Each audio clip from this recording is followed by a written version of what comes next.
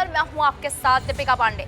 श्रद्धा murder case में धीरे धीरे कई हैरान कर देने वाले खुलासे हो रहे हैं। ये मामला हर दिन एक नया मोड़ ले रहा है। बात उस वक्त की है जब श्रद्धा और आफताब का प्यार नया नया परवान चढ़ रहा था। उस वक्त श्रद्धा ने आफताब के बारे में अपने घर वालों को बताया था, लेकिन मुस्लिम धर्म होने की वजह से श्रद्धा को आफताब से दूर रहने के लिए कहा। लेकिन श्रद्धा ने अपने माँ बाप की बात नहीं मानी। पिता ने एफआईआर में बताया है कि जब हमने इस रिलेशनशिप का विरोध किया तो श्रद्धा ये कहकर घर से चली गई थी कि भूल जाना कि मैं आपकी बेटी हूँ।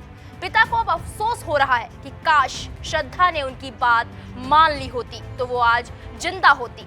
आखिर इस लव जिहाद ने एक पिता से उनकी बेटी छीन ली। कहीं ना कहीं पिता को इसका डर था कि उनकी बेटी गलत कर रही है, तभी उन्होंने अपनी बेटी को मुस्लिम लड़के से दूर रहने की सलाह दी। लेकिन बेटी ने पिता की एक भी ना सुनी।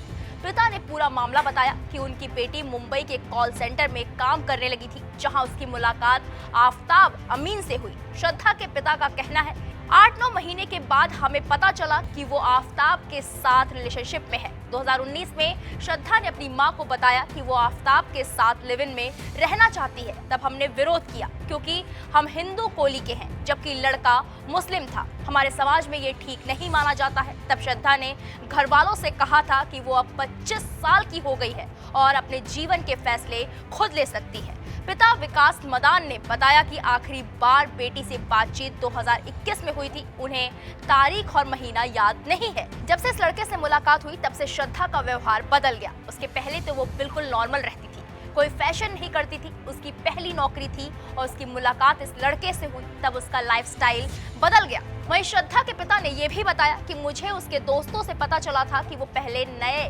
विलेज और बाद में वसई में रह रहे थे। कुछ समय बाद श्रद्धा ने अपनी मां से चुपके से बताया कि वो आफताब अक्सर उसके साथ झगड़ा करता है और मारपीट भी करता है। श्रद्धा के दोस्त से पता चला कि वो आफताब से ब्रेकअप करना चाहती थी। जब श्रद्धा के पिता से ये सवाल किया गया कि मां की मौत होना और श्रद्धा का अपने पिता से बात ना करना, क्या इस वजह का आफताब ने फायदा उठाया? पिता ने सवाल पर कहा कि मैंने काफी कोशिश की थी, लेकिन मुझे पता चला था कि बेटी का दिमाग पूरी तरह से बदल गया है।